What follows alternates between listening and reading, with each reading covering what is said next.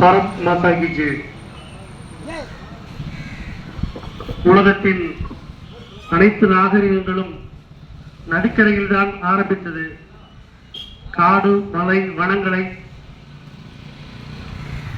அடித்து நீர்நிலைகளை நமது முன்னோர்கள் உருவாக்கி அந்த நதிக்கரையை சுற்றி நாகரிகமான உலகத்தை உருவாக்கினார்கள். நமது தமிழ் சினிமாவில் கூட ஒரு பாட்டு வரும். அதாவது, சித்திர சோலைகளே உமை நன்கு திருத்த இப்பாரினிலே முன்னும் எத்தனை பேர் ரத்தம் சொரிந்தனரோ முந்தன் வேரில் எழுப்பது. ஒரு பணத்தை நிறைய செடி கொடி முள்ளு காடுகளை பூரா அடிச்சு ஒரு நீர்நிலையை உருவாக்குறாங்க, ஒரு கம்மாயை. இப்ப எல்லாம் உங்களுக்கு ஜேசிபி அது மாதிரி நாகரிகமான இயந்திரங்களை வச்சு ரொம்ப சீக்கிரம் பண்ணிடுறோம். அப்ப மனித உழைப்பு மட்டும்தான் இருந்தது. ஒரு குளத்தை உருவாக்கணும்னா அந்த ஊர்ல இருக்கிற எல்லா மக்களும் அதுல இருக்கிற நிறைய முள்வெளியெல்லாம் அகற்றுவாங்க. அப்ப நிறைய விஷசந்துக்கள்லாம் கடிச்சு நிறைய இறந்து போவாங்க. அந்த முள் அடிபட்டு நிறைய காயப்படும்.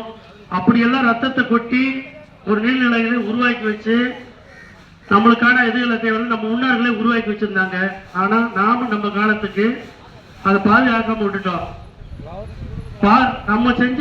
நம்ம புதுசா செய்யலாம் கூட சரி, ஏற்கனவே நம்ம முன்னோர்கள் கட்டி வச்சிருந்த, அதாவது சேர சோழ பாண்டியர்கள் நமக்காக நீர்நிலைகளை அந்த காலத்திலே உருவாக்கி வச்சிருந்தாங்க. நாம் அதை சரிவர கவனிக்காம விட்டுட்டோம். இப்ப நீர்நிலை ஆக்கிரமிப்புகள்லாம் அதிகமாகி கடைசியில் அடுத்த தலைமுறைக்கான அந்த நீர்நிலைகளுக்கான திட்டங்களை நம்ம வகுக்கவே இல்லை. ஒரு 50 வருஷத்துக்கு முன்னாடி காமராஜர் அவங்க இருந்த காலத்துக்கு முன்னாடி ஒரு நீர்நிலைகளை மேலாண்மை மிக சிறப்பாக கொண்டு வந்தாங்க. அதுக்கப்புறமா நம்ம நாகரிகத்துல நீர்நிலைகளை மேம்படுத்துற நாகரிகத்தை நம்ம இன்னைக்கு வரைக்கும் ஒழுங்குபடுத்திருக்கோம்னா கிடையவே கிடையாது. வரப்புயர நீர் உயரும், நீர் உயர நெல் உயரும், நெல் உயர குடி உயரும், குடி உயர கோன் உயர்வான் இருக்கிறாங்க. கோன் யார்? நம்ம அரசாட்சி பண்றவங்க. நம்மளுக்கு வயல்வெளியில இருந்து நிறைய ஆகாரத்துக்கான அந்த ஜீவாதாரமான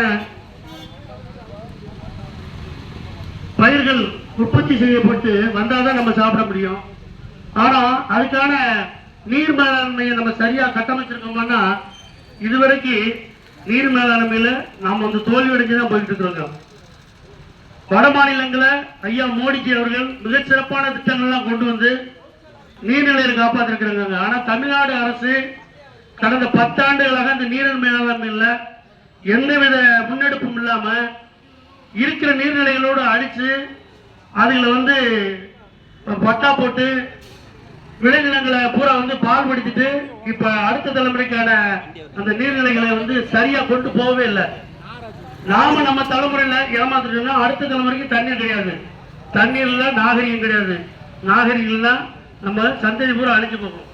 அதனால நம்ம சந்ததியை காப்பாற்றுறதுக்கு நமக்கு முன்னாடி சேர்த்து வச்சிருந்த மிகப்பெரிய சொத்தான நீர்நிலைகளை ஆக்கிரமிக்க விடாமல் தடுப்பதுடன் நாம அடுத்த கட்டத்துக்கு போகணும்னா இப்பயே நம்ம சந்ததிக்கு சேர்த்து வைக்கிற சொத்துங்கிறது இருக்கிறத காப்பாத்துறது தான். இருக்கிற நீர்நிலைகளை காப்பாத்தினால அடுத்த ஜெனரேஷன் தண்ணி இல்லாம தூண்டிடும்.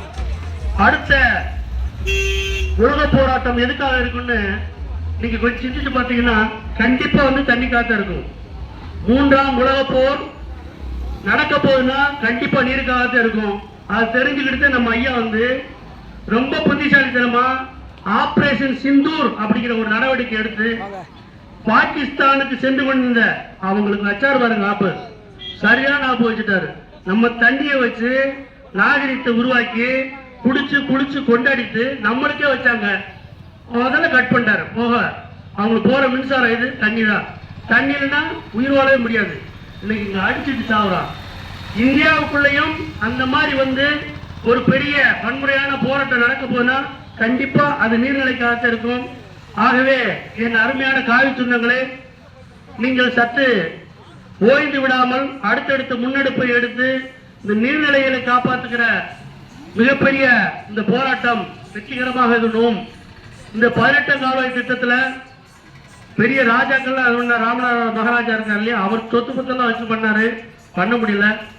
அதுக்கடுத்து இந்த நீர்நிலைகளை வந்து ஒரு மிகப்பெரிய நீர்த்தேக்கத்தை உருவாக்கி அதுல இருந்து கடமடை வரைக்கும் எல்லா கம்மாய்களுக்கு தண்ணி போறதுக்காக நம்ம முன்னோர்கள் கண்ட கனவை நிறைவேற்றுறதுக்காக கால்வாயெல்லாம் உருவாக்கி வச்சுட்டோம். இவங்க ஒண்ணுமே பண்ண வேண்டாம். இப்ப இருக்க திராவிட அரசாங்கம் ஒன்றும் பண்ண வேண்டாம்.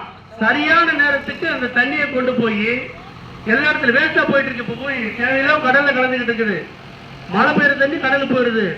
நீங்க அங்க இருந்து கரெக்டா சிஸ்டமேட்டிக்கா வச்சுட்டு உங்க சோம்பேறித்தனத்தை விட்டுட்டு மக்களை பொறி வாங்காம தயவு செய்து இந்த தண்ணீரை திறந்து விட்டீங்கன்னா அடுத்த ஜெனரேஷன் உங்களுக்கு நினைவு வரும். இல்லைன்னு வச்சுக்கலேன், நீங்க காணாம போயிடுவீங்க.